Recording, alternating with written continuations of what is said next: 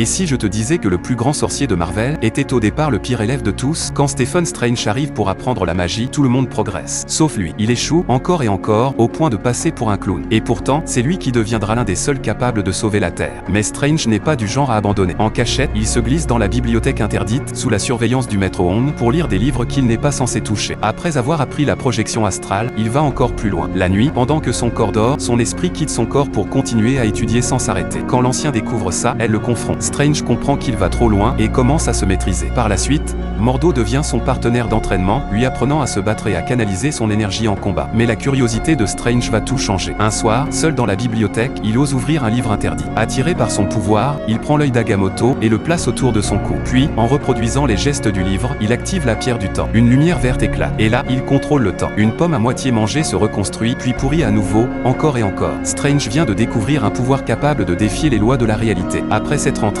il va encore plus loin. Il utilise ce pouvoir pour restaurer des pages interdites, détruites par Caecilius, révélant des secrets dangereux. Mais au moment où il s'apprête à continuer, quelque chose tourne mal. Heureusement, Wong et Mordo interviennent juste à temps.